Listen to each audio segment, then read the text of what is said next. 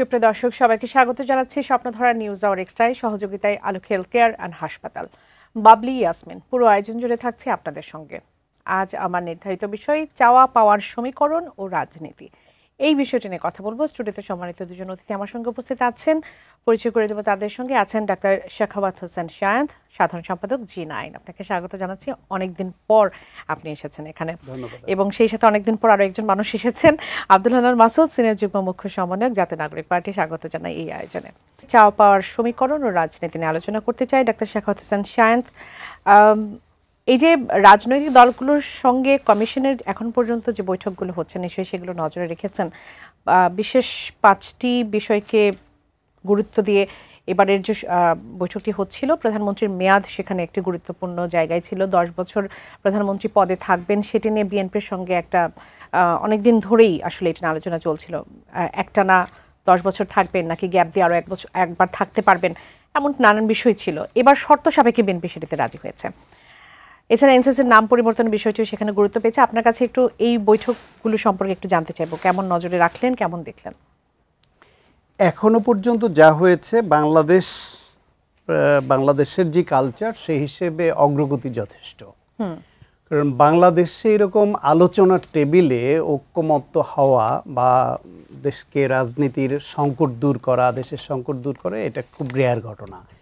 এই দেশে কিন্তু এই কালচারটা এস্টাবলিশড হয় নাই দুর্ভাগ্যজনকভাবে। সাম্প্রতিককালে এই আলোচনার মাধ্যমে রাজনৈতিক সংকট দূর করার দুইটা দিক। একটা হচ্ছে অন্তর্বর্তীকালীন সরকারের প্রধান উপদেষ্টা ডক্টর মোহাম্মদ ইউনূসের সঙ্গে লন্ডনে বিএনপি অ্যাক্টিং চেয়ারপারসন তারেক রহমানের যে বৈঠক, তার মাধ্যমে দেশের রাজনীতি নির্বাচন নিয়ে টান একটা উত্তেজনা, উৎকণ্ঠা এবং যে সংকট ঘনীভূত হচ্ছে, সেটা একটা স্বস্তি এসছে। সেটার পরিবর্তে ফেব্রুয়ারিতে ইলেকশনের একটা ধারণা, যদিও সেই ফেব্রুয়ারি ইলেকশনের আগে পূর্ব শর্ত হিসেবে সেখানে এরকম ধারণাও ছিল যে বিচার এবং সংস্কারে যথেষ্ট অগ্রগতি সাপেক্ষে। ফলে এটা একটা সব পক্ষের একটা উইন উইন আলোচনা হয়েছে আমার মনে হয়। সেই দিক থেকে এইটা একটা স্বস্তি দিয়েছে দেশবাসীকে। আর একটা হচ্ছে এই যে সংস্কার নিয়ে যে আলোচনাটা হচ্ছে, যদিও কারো খুব উৎকণ্ঠা এবং অভিযোগ যে আলোচনার কোনো সমাধান হচ্ছে না, কোনো একমত হচ্ছে না, কিন্তু আমি অনেক অগ্রগতি দেখি এই জন্য যে ইতিমধ্যে 70 অনুচ্ছেদ নিয়ে কিন্তু মোটামুটি একটা সমঝোতায় সবাই এসে গেছে যে 70 অনুচ্ছেদ আগে যেটা ছিল সেটা কি চেঞ্জ হবে, এটা একটা মোটামুটি সব পক্ষ একমত হয়েছে। প্রধানমন্ত্রীর ক্ষমতার ভারসাম্য, রাষ্ট্রপতির নির্বাচন, এইসব নিয়েও কিন্তু প্রায় কাছাকাছি চলে আসছে। রাষ্ট্রপতি নির্বাচন নিয়ে যে প্রত্যক্ষ ভোটে, মানে এমপি যারা নির্বাচিত হবেন তাদের গোপন ভোটের মাধ্যমে এইরকম প্রস্তাব কিন্তু বিএনপির তরফ থেকেও আছে বা আরও অনেক দলের তরফ থেকে আছে। কেউ আবার আরও নানাবিধ প্রস্তাব দিয়েছেন। কিন্তু আগে যেভাবে হতো যে প্রধানমন্ত্রীকে পাছুয়ে সালাম করলেই রাষ্ট্রপতি হয়ে যাওয়া যেত, সেইখান থেকে তো বিশাল এক অগ্রগতি এটা। এখন এখানে ভিন্নতা থাকবে মতামতের চাওয়ার, সেই ক্ষেত্রে এটাও একটা অগ্রগতি। আর একটা হচ্ছে যে প্রধানমন্ত্রীর মেয়াদ নিয়ে এটা আমার মনে হয় বিএনপির এটা একটা ইগোরও বিষয় থাকতে পারে, আমি জানি না ঠিক। কারণ তারা যে 31 দফা দিয়েছে, বাংলাদেশে লিখিতভাবে রাজনৈতিক শক্তিগুলোর মধ্যে প্রথম কিন্তু বিএনপি বই প্রকাশ করে, আলোচনা সভা করে, ব্যাপক প্রচার করে এই সংস্কারের প্রস্তাবনাটা নিয়ে আসে। প্রথম ভিশন 2030 দিয়ে, তারপরে আবার এই যে আপনার 2023 সাল থেকে 31 দফা দিয়ে। প্রথমে 27 দফা করলো নিজেরা, তারপরে তাদের যে মিত্রশক্তি আছে বিভিন্ন সম্মানের রাজনৈতিক দল, তারা আরও কিছু যোগ করতে চাইলো, ফলে সংশোধন এবং যোগ বিয়োগ করে 31 দফা করলো। সেই 31 দফার মধ্যে আজকে যত সংস্কারের কথা বলা হচ্ছে, তার মধ্যে বেশিরভাগই কোনো না কোনোভাবে ওইখানে স্থান পেয়েছে। ওইখানে হয়তো খুব বেশি স্পষ্টভাবে ছিল না, গ্রোসলি ছিল, এখন আলোচনা করে সেটা স্পষ্ট করা হচ্ছে। ওই জায়গায় প্রধানমন্ত্রীর মেয়াদ নিয়ে তারাই প্রথম বলেছে যে পরপর 2 বার এবং একবার গ্যাপ দিয়ে আরও একবার। এখন সমস্যাটা হচ্ছে এই যে পরপর 2 বারের বেশি হতে পারবে না, এ বিষয়ে বিএনপি বলেছে এবং তার সঙ্গে বাকি সবাই একমত। কিন্তু ওই যে একবার গ্যাপ দিয়ে আরও একবার হতে পারে, মানে তৃতীয়বারের মতো, এইটায় অনেকে অ্যাগ্রি করছে না। বিএনপি এটা অ্যাগ্রি করছিল না। এইটা যে কোনো জায়গায় নেগোসিয়েশনে বসলে সেখানে অনেক রকমের শর্ত, অনেক রকমের চাওয়া পাওয়া থাকে, কারণ প্রত্যেকটা দলের আলাদা আলাদা এজেন্ডা থাকে, আলাদা রাজনৈতিক কৌশল থাকে, আলাদা চাওয়া পাওয়া থাকে। সেইখানে এই দরদামের জন্য কোনো কোনো শর্তকে ব্যবহার করা হবে, এটা খুব স্বাভাবিক যে ঠিক আছে আমি এইটাই তাহলে ছাড় দিব, আপনি ওখানে ছাড় দিতে হবে। এটা কিন্তু আলোচনার টেবিলে হয়। সেই ক্ষেত্রে বিএনপি সর্বশেষ যেটা করেছে যে আপনার এই যে কাউন্সিল হওয়ার কথা, সাংবিধানিক কাউন্সিল, জাতীয় সাংবিধানিক কাউন্সিল, সেটা নিয়ে যে আবার অচলাবস্থা তৈরি হয়েছে, সেখানে বিএনপির যে ভিন্ন মত আছে, বিএনপি ওইখানে যদি ছাড় দেয় অন্য দলগুলো, তাহলে এইখানে বিএনপি 2বারের বেশি 3বারের বিষয়টা ছাড় দিবে। এটা একটা সমঝোতার প্রশ্ন। এখন আলোচনা এক ধাপ অগ্রগতিতে হলো যে বিএনপি অন্তত ছাড় দেওয়ার মানসিকতায় এসছে। এখন সব দল আলোচনা করবে, সিদ্ধান্ত নেবে। অর্থাৎ আলোচনাটাই হচ্ছে সবথেকে আকাঙ্ক্ষিত বিষয়, যেটি অনেক অগ্রগতি আপনি দেখতে পাচ্ছেন। আর একটা লাইনে শেষ করি, যদি কোনো কোনো বিষয়ে সবাই একমত হতে নাও পারে যে এটা সংবিধান সংশোধনে এখানে ওখানে এই সংস্কারটা হলো না একমত হয়ে, তাও এই জিনিসগুলো আলোচনার সামনে আসলো, লিপিবদ্ধ হয়ে থাকলো। যারা ভবিষ্যতে সরকার পরিচালনায় আসবে অথবা বিরোধী দলে থাকবে, যারা চেয়েছিল, তারা অনবরত এতে জনমত তৈরির জন্য এই শর্তগুলো নিয়ে কাজ করতে পারবে। জি, অসংখ্য ধন্যবাদ জনাব আব্দুল হান্নান মাসুদ। এখন পর্যন্ত কমিশনের সঙ্গে যে বৈঠকগুলো হয়েছে, আপনাদের প্রত্যাশা কতটুকু পূরণ হলো সেখানে? ধন্যবাদ। কমিশনের সাথে যেই বৈঠকগুলো হয়েছে, সেই ঐক্যমত কমিশনের সাথে সেই বৈঠকগুলোতে কিছুটা অগ্রগতি তো হয়েছে। শান্ত ভাই যেটা বলেছেন, প্রথম দিক থেকে একটা অচল অবস্থা তৈরি হয়েছে কয়েকটা বিষয় নিয়ে। সেখান থেকে আজকে বলতে গেলে বিএনপি এক ঢিলে 2 পাখি মারার চেষ্টা করেছে আর কি। সেটা কি রকম? আপনার যেমন ধরুন হচ্ছে সবচাইতে বাংলাদেশে আমরা বলছি যে হচ্ছে সংস্কার প্রয়োজন। আপনি দেখবেন যে অনেক আপনাদের নিউজ মিডিয়াতে দেখছি যে মানে বড় ধরনের কোনো সংস্কারের ক্ষেত্রে বিএনপি রাজি হচ্ছিল না। বড় ধরনের সংস্কারগুলোর মধ্যে আমরা সবচাইতে বেশি যেগুলো মনে করি যে বাংলাদেশের ক্রাইসিসের জায়গাগুলো যেটা তৈরি করেছে স্বাধীনতার পর থেকে, সেই ক্রাইসিসের জায়গাগুলো হচ্ছে আপনার নির্বাচন কমিশন, মানবাধিকার কমিশন, দুর্নীতি দমন কমিশন, বিচার বিভাগ। এই জায়গাগুলোই মেইনলি হচ্ছে বাংলাদেশে বারবার যতগুলো ন্যাশনাল ক্রাইসিস তৈরি হয়েছে, প্রত্যেকটা ক্রাইসিসের গোড়া মূলে ছিল হচ্ছে এই জায়গাগুলো। তো সেই জায়গা থেকে বিএনপি আজকে এক ঢিলে 2 পাখি মেরেছে বলতে হচ্ছে ওই যে ন্যাশনাল কনস্টিটিউশন কাউন্সিল যেটা, সেটা নাম পরিবর্তনের যে বিষয়টা, মানে শুধু নাম পরিবর্তন না, এটা না হয়, এটা যদি না হয় তাহলে ওনারা হচ্ছেন পরপর 2বার না 10 বছর, একজন সর্বোচ্চ 10 বছরের ইয়েতে থাকতে পারবে, 10 বছর প্রধানমন্ত্রী থাকতে পারবে, এই মানে শর্ত সাপেক্ষে এই শর্তটা দিয়েছেন। তো একই সাথে বিএনপি দ্বিতীয় আরেকটা পাখি মেরেছে এক ডিলে, সেটা হচ্ছে যে একটা আলোচনার বিষয় এখনো রয়ে গেছে যে হচ্ছে প্রধানমন্ত্রীর মেয়াদকাল কয় বছর হবে, 4 বছর নাকি 5 বছর।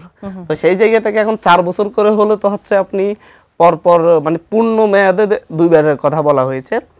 ওনারা বলছেন পূর্ণ মেয়াদে 2বারের বেশি কেউ থাকতে পারবে না, মানে 10 বছর পর্যন্ত 10 বছরের বেশি কেউ থাকতে পারবে না। আপনি এখানে চাইলেই যে 2বার হলে 3বার আবার হতে পারতেছে, 4 বছর করে যদি হচ্ছে প্রধানমন্ত্রী মেয়াদ হয়, যদি সেই ক্ষেত্রে আরো 2 বছর হচ্ছে। আবার যদি হচ্ছে আপনি যদি 3 বছর করে একবার 4 বছর পরবার 3 বছর থেকে 1 বছরের জন্য ছেড়ে দিয়ে আবার এসে আবার 3 বছর থাকতে পারতেছেন, মানে হচ্ছে একটা গোজামিলের জায়গা কিন্তু রেখে দিয়েছে। আপনি এই জায়গায় আলোচনার বিষয়ে এখন 10 বছরের বেশি বা পূর্ণ মেয়াদে 2বার, যদি 5 বছর করে হয় তাহলে পূর্ণ মেয়াদে 2বার বলছে, 10 বছরের বেশি কেউ থাকতে পারবে না। তাহলে আপনি এখানে আলোচনার জায়গায় বার্গেনিংয়ের জায়গা আরো 2টা তৈরি করে রেখেছেন, শর্ত দিয়েছেন যে এনসিসি, যদি এনসিসির উপর যদি অন্য দলগুলো শক্তিশালী অবস্থানে থাকে তাহলে আমি এটাতে রাজি হব না।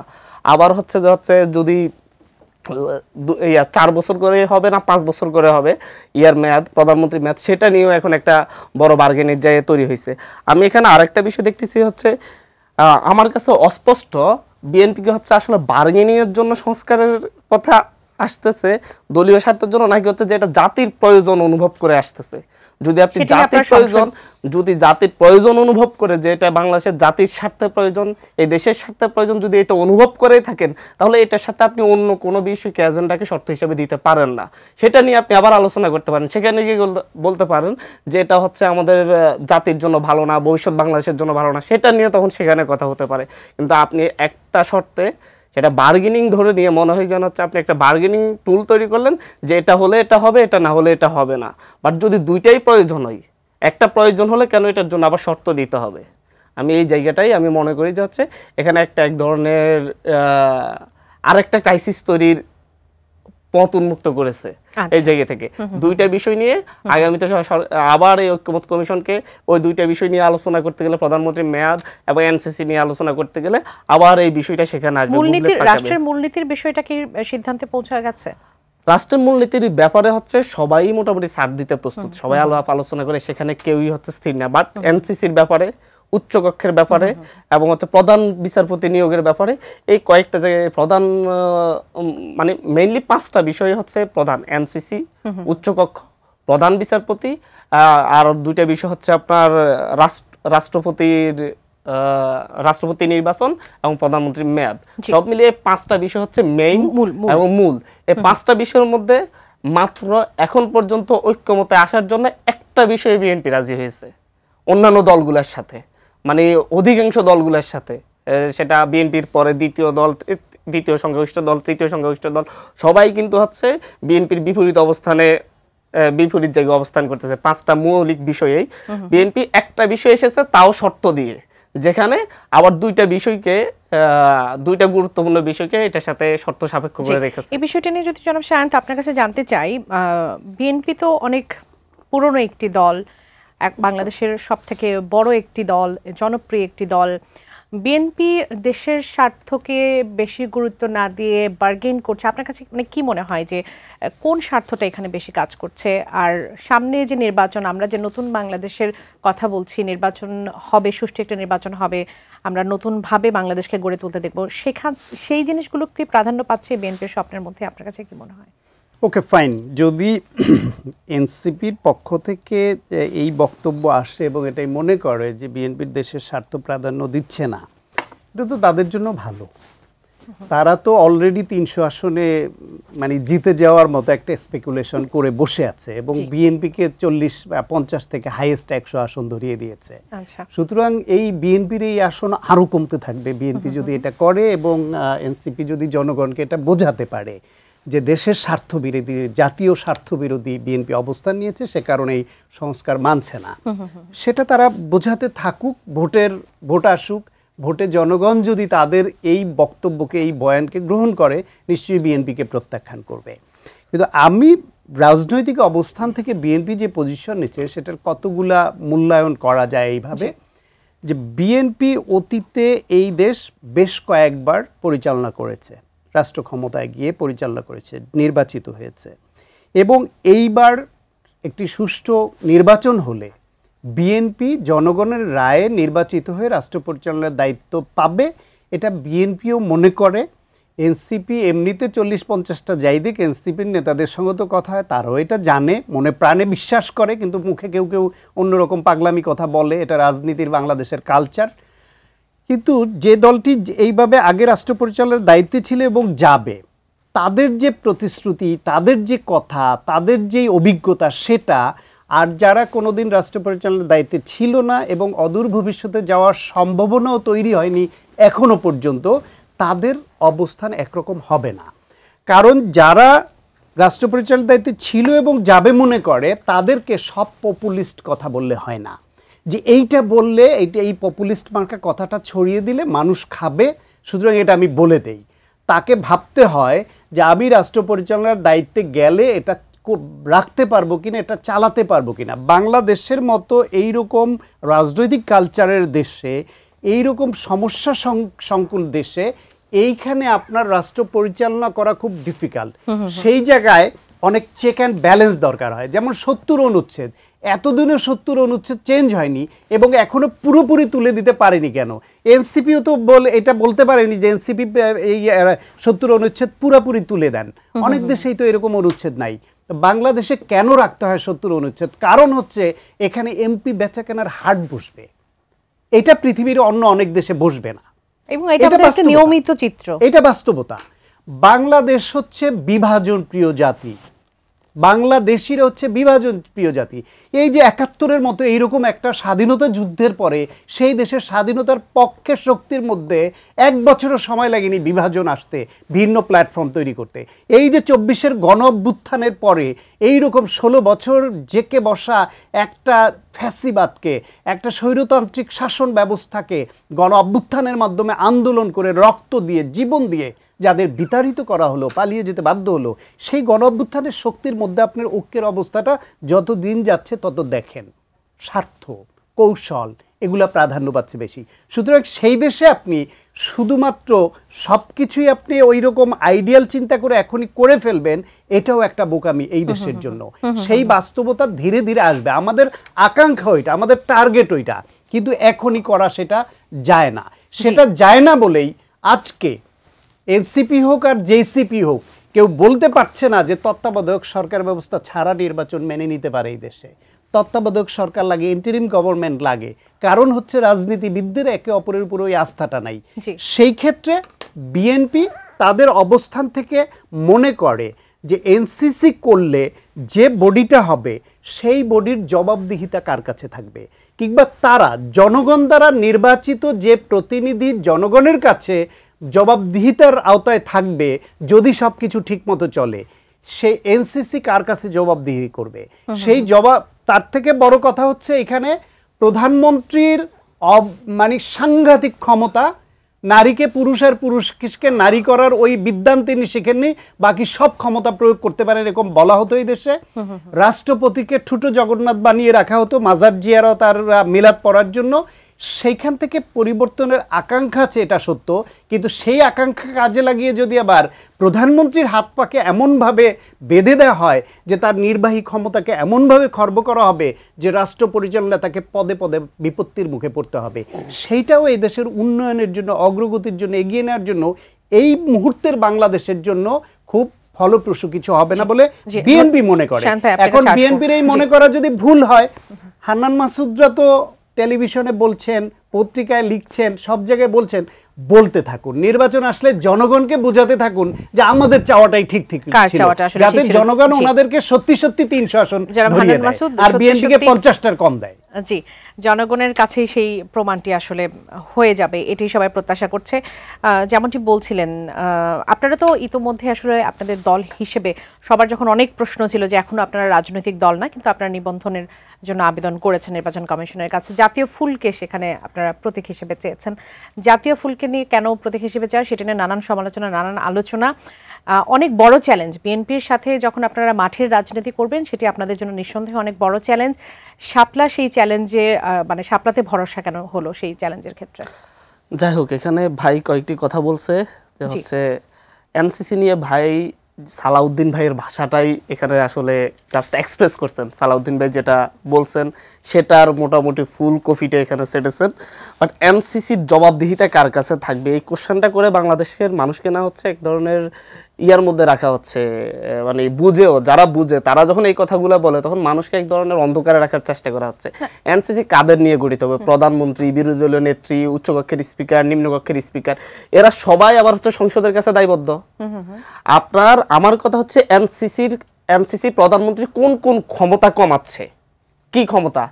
দুদক প্রধানমন্ত্রী নিয়োগ দিতে হবে? আমাদের দুদক তো স্বাধীন কমিশন, দুদকের কেন হচ্ছে প্রধানমন্ত্রীকে নিয়োগ দিতে? নির্বাচন কমিশন কেন প্রধানমন্ত্রীকে নিয়োগ দিতে হবে? সেটা কেন হচ্ছে একটা স্বাধীন সংস্থা নিয়োগ দিলে প্রধানমন্ত্রীর ক্ষমতা, নির্বাহী ক্ষমতা কোন জায়গায় কমতেছে? মানবাধিকার কমিশন, সেটাকে কেন একটা স্বাধীন সংস্থা, সেটা কেন প্রধানমন্ত্রীও থাকবেন এবং সরকার দলীয় ব্যক্তিবর্গই বেশি থাকবেন, সেই জায়গায় যদি তারা সেখানে যদি হচ্ছে এটা নিয়োগে কাজ করেন তাহলে প্রধানমন্ত্রীর ক্ষমতা কোথায় কমতেছে? আর প্রধানমন্ত্রীকে এতদিন দুদক কমিশনারদের নিয়োগ দিচ্ছেন, নির্বাচন কমিশনারদেরকে নিয়োগ দিচ্ছেন এবং মানবাধিকার কমিশনারদেরকে নিয়োগ দিচ্ছেন।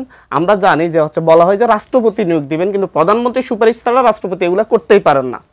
আমরা বলছি সেই জায়গা থেকে আলাপ আলোচনা ভিত্তিতে বিরোধী দল, যেমন ভারতে যেটা হয়েছে, বিরোধী দলের প্রধান, সরকার দলের প্রধান সহ একটা কমিটি গঠন করছে যারা নির্বাচন কমিশন নিয়োগ দিবে। আমরা সেই রকম একটা বিষয় এনসিসি নাম দিয়ে, নামের পরিবর্তন হতে পারে, অন্য কোনো নাম হতে পারে, বাট আমার প্রশ্নটা হচ্ছে প্রধানমন্ত্রীর নির্বাহী ক্ষমতা কোথায়? প্রধানমন্ত্রী কি দুদকের ক্ষেত্রে নির্বাহী ক্ষমতা প্রয়োগ করেন? প্রধানমন্ত্রী কি নির্বাচন কমিশনের ক্ষেত্রে নির্বাহী ক্ষমতা প্রয়োগ করেন? মানবাধিকার কমিশনের ক্ষেত্রে নির্বাহী ক্ষমতা প্রয়োগ করেন? এটা কি প্রধানমন্ত্রী রাষ্ট্র চালাতে বাধা সৃষ্টি করবে? আমি তো জানি যে নির্বাহী ক্ষমতা প্রধানমন্ত্রী এই সকল জায়গায় সাংবিধানিকভাবে প্রয়োগ করতে পারেন না। তাহলে কেন এটাকে একটা সংস্থা তৈরি করে সেটার হাতে দেওয়া যাবে না? কারণ ওই যে একই রকম আপনার পছন্দের ব্যক্তির বাইরে কাউকে আপনি নির্বাচন কমিশন নিয়োগ দিবেন না, আপনার পছন্দের ব্যক্তির বাইরে কাউকে আপনি মানবাধিকার কমিশন নিয়োগ দিবেন না। একজন তো নেতা বলেই ফেলছেন যে আগামী 30 বছর নির্বাচনের মাধ্যমে বিএনপি ক্ষমতায় থাকবে। আমরা ভয় পাই, এরকম কথা যখন আওয়ামী লীগ বলতো আমরা ভয় পেতাম, আতঙ্কে থাকতাম যে 2041 সাল পর্যন্ত আওয়ামী লীগ ক্ষমতায় থাকবে।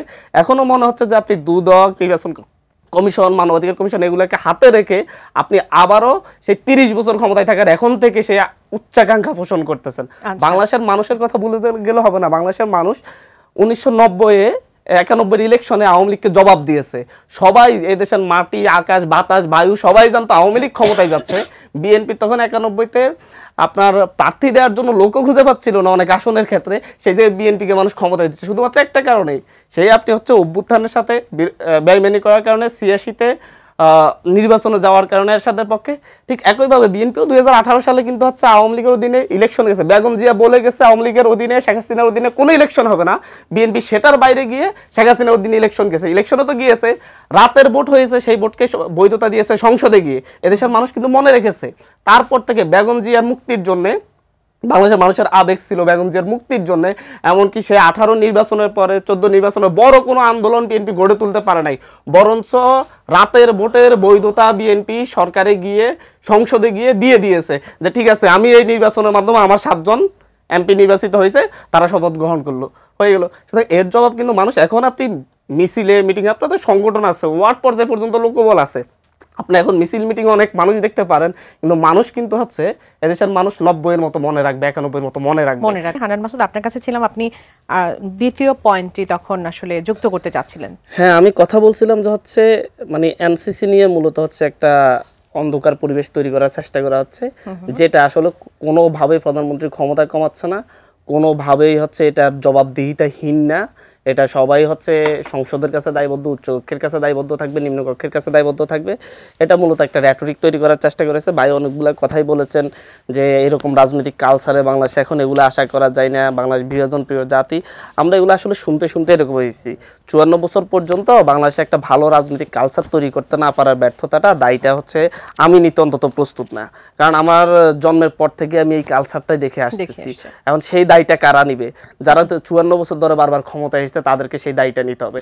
তাদেরও জাতির সামনে, জামাত যেরকম হচ্ছে 71-এর অবস্থা নিয়ে তাদের জাতির কাছে ক্ষমা চাইতে হচ্ছে, আপনারা বলতেছেন, সবাই বলতেছে। আমার মনে হয় যে রাজনৈতিক দলগুলো ক্ষমতায় ছিল বারবার, তারাও জাতির কাছে এসে একটা করে ক্ষমা চাওয়া উচিত যে আমরা আমাদের পরবর্তী প্রজন্মগুলোর জন্য 54 বছরে একটা ভালো রাষ্ট্র উপহার দিতে পারি নাই, ভালো রাজনৈতিক কালচার দিতে পারি নাই। সেটা স্বীকার না করে বারবার শুধু দায় চাপায় যে এই রাজনৈতিক কালচার এখন এটা সম্ভব না। কেন? আমার পরে তো হচ্ছে ভিয়েতনাম, আমার পরে স্বাধীন হওয়া মালয়েশিয়া, আমার পরে স্বাধীন হওয়া থাইল্যান্ড, এরা তো রাজনৈতিক কালচার উন্নত করেছে, অর্থনৈতিক অবস্থা উন্নত করেছে। আমাদেরকে কেন হচ্ছে স্বাধীনতার 30 বছর পরও কেন আমার রাষ্ট্রকে কেন হচ্ছে পরপর 5 বছর দুর্নীতিতে চ্যাম্পিয়ন হতে হয়েছে? কেন স্বাধীনতার 50 বছর পরও যখন জন্ম নেওয়া একটা শিশুকে সে যখন প্রথম ভোট দিতে গিয়েছে তখনও কেন হচ্ছে তাকে ভোট দিতে দেওয়া হয় নাই? সেটার দায় কি রাজনৈতিক দল সবগুলা নিবে না, নাকি শুধু একটা দল? কেউ স্বৈরাচার হয়ে উঠতে গেছে, আপনি তাকে স্বৈরাচার হয়ে ওঠা থেকে ঠেকাতে পারেন নাই, সেটার জন্য আপনাকে অবশ্যই সেই ব্যর্থতার দায় স্বীকার করে কিন্তু হচ্ছে জাতির কাছে নতুনভাবে নিজেদেরকে উপস্থাপন করতে হবে। পাশাপাশি আপনি আমাদেরকে প্রশ্ন করছেন যে জাতীয় ফুল কিভাবে হচ্ছে আপনাদের জাতীয় প্রতীক, জাতীয় প্রতীক হয়েও কেন হচ্ছে আপনাদের দলীয় প্রতীক হবে? আসলে হচ্ছে এটা একটা বয়ান ছেড়ে দেওয়া হয়েছে, জাতীয় প্রতীক কোনো ধরনের মানে জাতীয় ফুলের নাম, জাতীয় ফুল কোনো দলের প্রতীক হতে পারে না। এটা পুরোপুরি একটা ভুয়া কথা। কারণ হচ্ছে জাতীয় ফল কাঁঠাল কিন্তু অলরেডি একটা দলের প্রতীক আছে। সেই জায়গা থেকে আবার যদি আপনি বলেন জাতীয় প্রতীকের কথা বলেন, জাতীয় প্রতীক কিন্তু শুধুমাত্র শাপলা না, ধানের শীষও জাতীয় প্রতীক, নৌকাও জাতীয় প্রতীকের, ওখানে নৌকাও আছে, আবার হচ্ছে আপনার পাট পাতাও আছে, সব মিলেই কিন্তু একটা জাতীয় প্রতীক। জাতীয় প্রতীক বলতে আপনি বোঝাচ্ছেন যে মানে ধানের শীষ জাতীয় প্রতীক কিভাবে, বা নৌকা ধানের শীষ কিভাবে? আমি বলতে চাচ্ছি জাতীয় ফুল, ফল কিংবা পাখি হলে সেখানে যে হচ্ছে কোনো ধরনের কোনো রাজনৈতিক দলের প্রতীক হতে বাধা নেই, আমি সেটা বলতে চাচ্ছি। যে সেই ক্ষেত্রে কাঁঠাল জাতীয় ফল, সেটা অলরেডি একটা দলের প্রতীক হিসেবে আছে। আবার আমি একই সাথে বলছি জাতীয় প্রতীক হিসাবে শাপলাকে উপস্থাপন করার চেষ্টা হয়েছে। শাপলা তো এককভাবে জাতীয় প্রতীক না, সেখানে ধানের শীষ আছে, তারা আছে, এগুলো এবং হচ্ছে শাপলা সব মিলিয়ে জাতীয় প্রতীক। সেই জায়গায় ধানের শীষ একটা রাজনৈতিক দলের প্রতীক, সেই জায়গায় হচ্ছে তারাও একটা রাজনৈতিক দলের প্রতীক হিসেবে আছে। জাতীয় প্রতীক থেকে আপনারা শাপলাটাকে বেছে নিয়েছেন। শাপলা সেটাও একটা মানে হচ্ছে জাতীয় প্রতীকের একটা অংশ। সুতরাং যদি হচ্ছে জাতীয় প্রতীকের একটা অংশ জাতীয় ফুল শাপলা হওয়ার কারণে শাপলাকে যদি হচ্ছে কোনো দলের রাজনৈতিক দলের প্রতীক দিতে না পারে, তাহলে ধানের শীষও থাকা উচিত না, কারণ জাতীয় প্রতীকের একটা অংশ অলরেডি। সেই হিসাবে আমি মনে করি এটা একেবারে অপাঙ্ক্ত আলোচনা, অপ্রয়োজনীয় আলোচনা।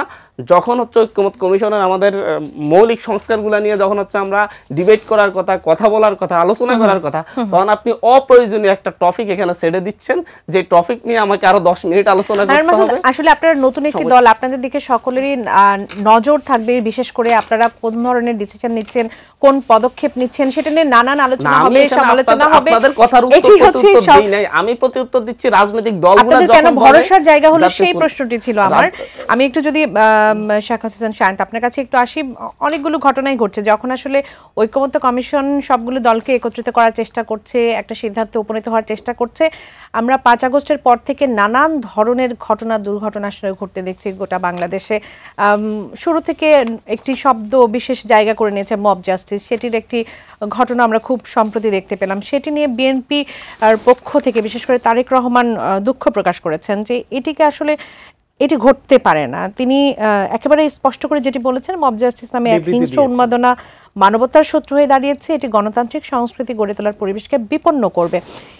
বিএনপি বলছে তারা মব জাস্টিসকে সংস্কৃতির বিপক্ষে, সরকার মব সংস্কৃতির বিপক্ষে, এনসিপি সাপোর্ট করে না মব জাস্টিসকে। তবে কারা এসব আসলে করছে? ওকে, এর আগে হান্নান মাসুদের একটা ছোট্ট তথ্যের কারেকশন দিই। সেটা হলো মালয়েশিয়া বাংলাদেশের পরে স্বাধীনতা লাভ করেনি। বাংলাদেশিয়া 1957 সালে মালয় ফেডারেশন হয়েছে 31 আগস্ট, এবং সেটা তাদের স্বাধীনতা দিবস। এবং 63 সালে এবং 65 সালে সিঙ্গাপুর বেরিয়ে যায়। সুতরাং মালয়েশিয়ার স্বাধীনতা 1957, বাংলাদেশের অনেক আগে। 1, 2 হলো মালয়েশিয়ায় মাহাথির মোহাম্মদের মতো একজন রাষ্ট্রনায়ক ওইখানে অনেক দিন পরিচালনায় ছিলেন বলে মালয়েশিয়া ওই জায়গায় যেতে পেরেছে। বাংলাদেশে যদি শহীদ প্রেসিডেন্ট জিয়াউর রহমান অন্তত 10 বছর থাকতেন রাষ্ট্র পরিচালনার দায়িত্বে, তাহলে বাংলাদেশকে মালয়েশিয়ার আগে ওই জায়গায় নিয়ে যেতে পারতেন। আর এটা সত্য যে বাংলাদেশে রাজনৈতিক দলগুলো যারা রাষ্ট্র পরিচালনায় ছিল, এই 54 বছরে যেই সব অগ্রহণযোগ্য বিষয় আছে সেই দায়িত্ব তাদের অবশ্যই নিতে হবে। তার রাজনীতিবিদরা নিজেরা নিজেদের উপর আস্থা এনে নির্বাচন পদ্ধতিটা সেট করতে পারেন নাই, যাতে অরাজনৈতিক আমলাদের উপরে বা অন্য লোকদের উপর নির্ভর করতে হচ্ছে যে আমি নির্বাচিত হব, আমাকে বিশ্বাস করি না, ও এই সময় দায়িত্ব পালন করবে। অবশ্যই সেই দায় বিএনপি বা অন্য যারা রাষ্ট্র পরিচালনায় ছিল তাদের নিতে হবে, এটা অস্বীকার করার কোনো সুযোগ নাই। কিন্তু সেইটা যেভাবে যেই দায়ী জেনে, বাস্তবতা হচ্ছে বাংলাদেশে এখন অনেক কিছুই সুষ্ঠুভাবে সম্পন্ন করবার যেই পরিবেশ সেটা তৈরি হয়নি। এই বাস্তবতা মেনে নিয়েই আগাইতে হবে। আর একটা হচ্ছে বিএনপি 30 বছর কোন নেতা বলছেন ক্ষমতায় থাকতে চাই, আওয়ামী লীগ 41 বলেছিল, ঘুরে সেই দুইটাকে একভাবে মার্চ করিয়ে ফেললো হান্নান মাসুদ।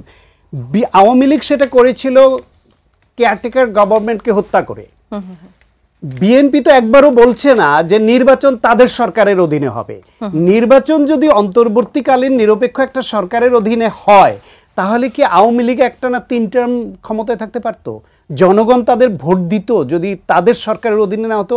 দিবে না বলেই তো তারা কেয়ারটেকার গভর্নমেন্টকে হত্যা করলো। সুতরাং বাংলাদেশের মানুষ উৎসব মুখরভাবে ভোট দেয় এবং কোনো নেতৃত্ব পরিবর্তনের জন্য তাদের ভোটটা গুরুত্বপূর্ণ হয়ে ওঠে। অন্তত ভালো অল্টারনেটিভ না পেলেও কেউ গাদ্দারি করেছে, দুর্নীতি করেছে আর দুঃশাসন দিয়েছে, তার বিরুদ্ধে অন্তত রায়টা দেয় যে তোকে আসতে দিব না। এটা বাংলাদেশের জনগণ। সুতরাং মানুষের হাতে শুধু ভোটের অধিকারটা সুষ্ঠুভাবে ফিরিয়ে দিতে পারলে দেখবেন এদেশের এই যে স্বৈরতন্ত্র হয়ে ওঠার অর্ধেক 50% এলিমেন্ট ধ্বংস হয়ে যাবে। সেই দিকে আগে মনোযোগ দেন।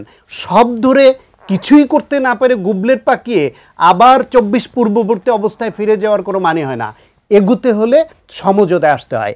আর আপনি যেটা বলছেন মব জাস্টিস, একটা দেশে যখন বিচার ব্যবস্থার প্রতি মানুষের আস্থা কমতে কমতে এমন পর্যায়ে হয় যে এইখানে আমার সন্তান মারা গেলে বলতে হয় মাননীয় প্রধানমন্ত্রী আমার সন্তান হত্যার বিচার চাই, একটা চুরি হলে, ভ্যানিটি ব্যাগ চুরি হলে রাস্তা থেকে এক মহিলাকে বলতে হয় মাননীয় প্রধানমন্ত্রী রাস্তায় আমরা চলতে পারি না, সব কিছু ওনাকে বলতে হতো।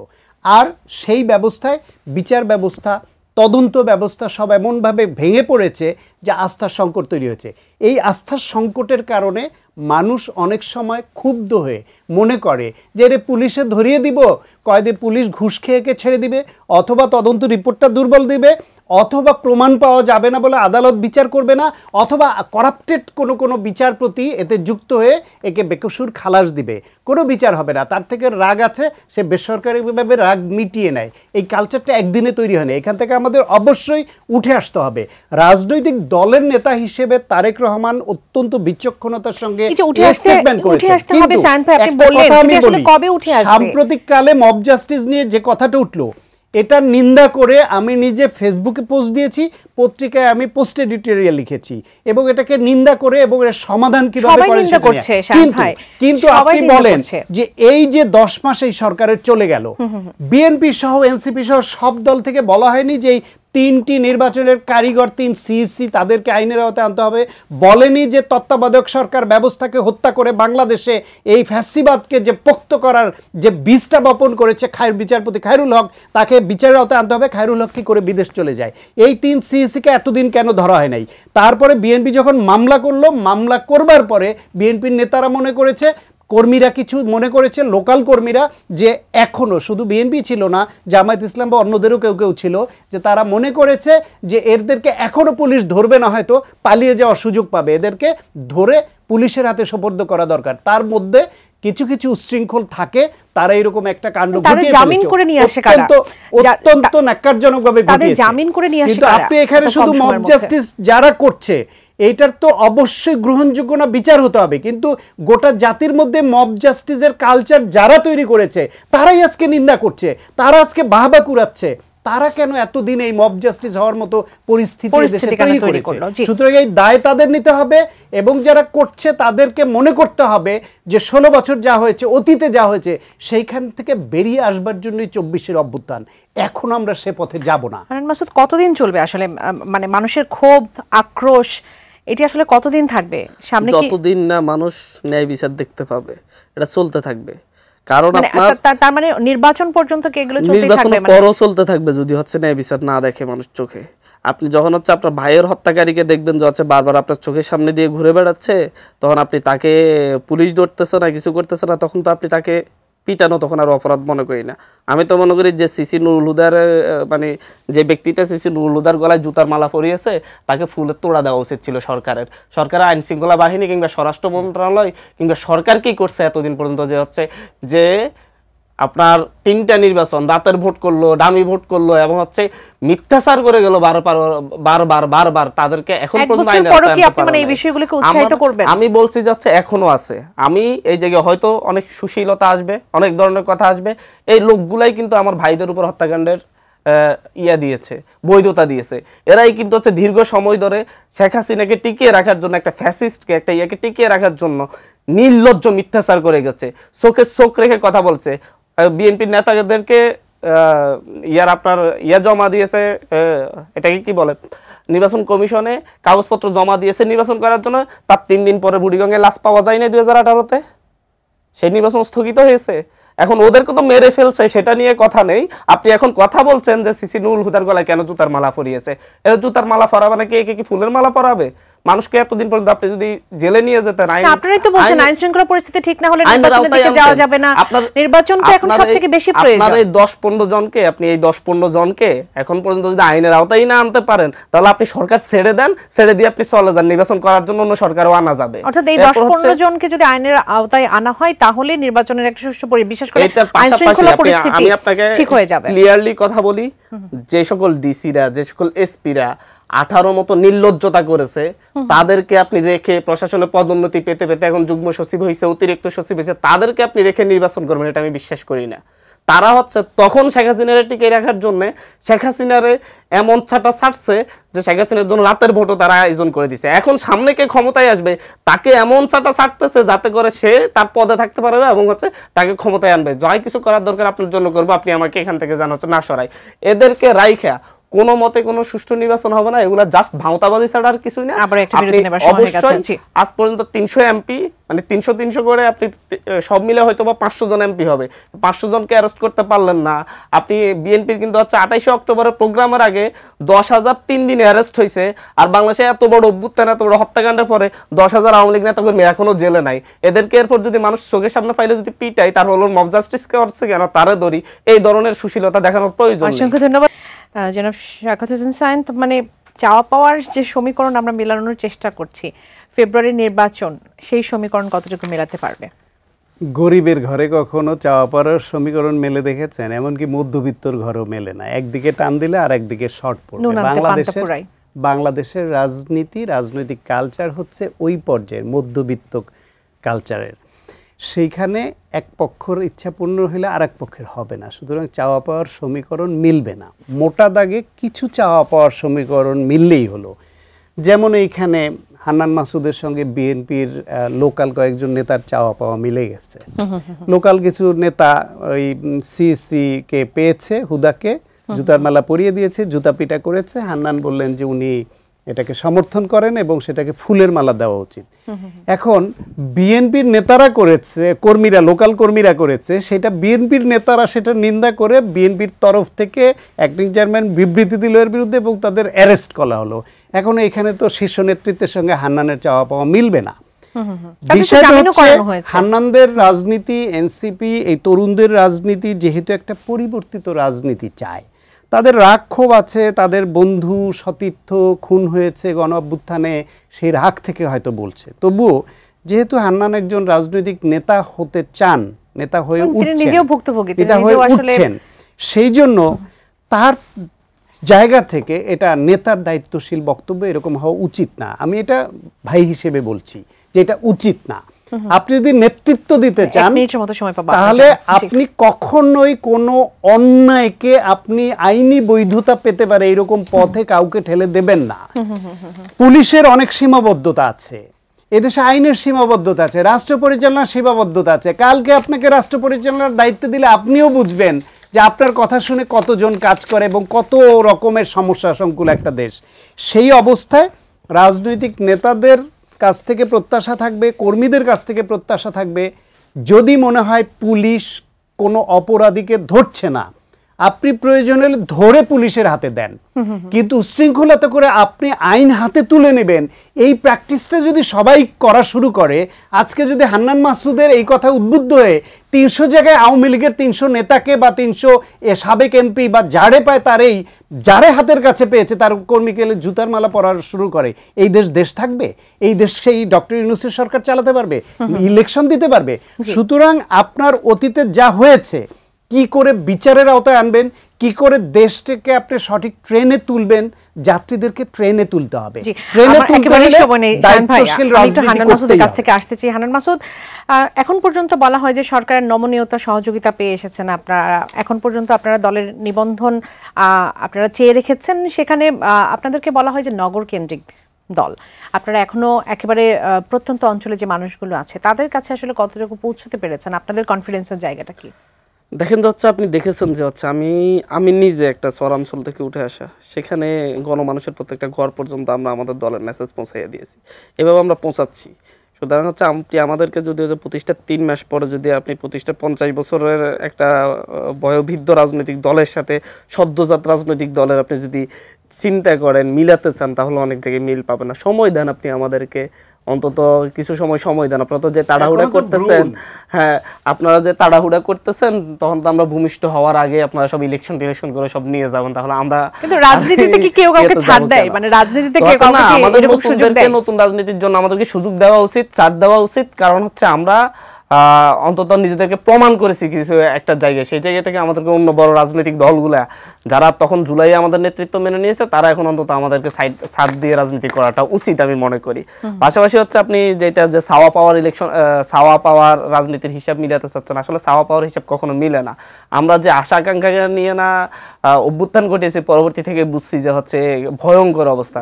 আপনাকে আমি আগামী ফেব্রুয়ারিতে যদি ইলেকশন হতেই হয় বা এপ্রিলে হতে হয়, আপনাকে কিছু কাজ অবশ্যই করতে হবে। আপনি আওয়ামী সেই ধারার রাজনীতি রেখে, সেই ধারার প্রশাসনিক ব্যবস্থা রেখে আপনি যদি নির্বাচন করতে চান, একটা আসনেও সুষ্ঠু ইলেকশন করতে পারবে না।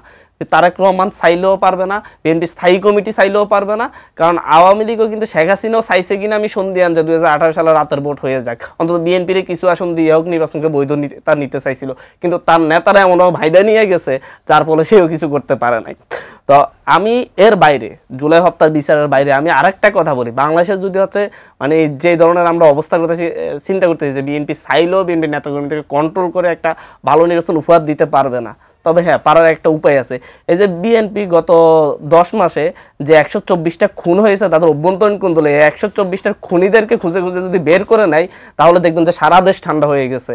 আপনার ছাত্র দলের নিজস্ব অভ্যন্তরীণ কোন্দলে যে 47 জন খুন হয়েছে তাদেরকে যদি খুঁজে খুঁজে আপনার অ্যারেস্ট করা হয় তাহলে দেখবেন দেশ এমনিতেই ঠান্ডা হয়েছে, একটা সুষ্ঠু নির্বাচনের পরিবেশ তৈরি হয়ে যাবে। কথা হচ্ছে নিজ দলের নেতাকর্মী 124 জন খুন হয়েছে, আমি এখানে মানে হচ্ছে একেবারে বুকে হাত রেখে বলতে পারো যে আমি যে অভিজ্ঞতা আমি দেখেছি, আমার মনে হয় এখন পর্যন্ত 124টা খুনের জন্য 250 জন অ্যারেস্ট হয় নাই। এইরকম অবস্থায় বিএনপি শেল্টার এক গ্রুপ আরেক গ্রুপে এমন শেল্টার দেয়, টকশোতে এসে অনেক কথাই বলে। আপনার পরিবেশ দিতে হলে জাস্ট এতটুকুন করলেই বাংলাদেশের নির্বাচনের পরিবেশ তৈরি হয়ে যাবে। অসংখ্য ধন্যবাদ শায়ন ভাই, অসংখ্য ধন্যবাদ হানান মাসুদ, আমাদের এই আয়োজনে আপনারা এসেছেন, যুক্ত হয়েছেন। নিশ্চয়ই আমরা আবারও এরকম রাজনীতির ইস্যুগুলো নিয়ে কথা বলতে পারবো। দর্শক, এতক্ষণ আপনারা যারা আমাদের সঙ্গে ছিলেন, আগামী পর্ব দেখার আমন্ত্রণ জানিয়ে আজ এখান থেকে বিদায় নিচ্ছি। ধন্যবাদ সবাইকে, শুভরাত্রি।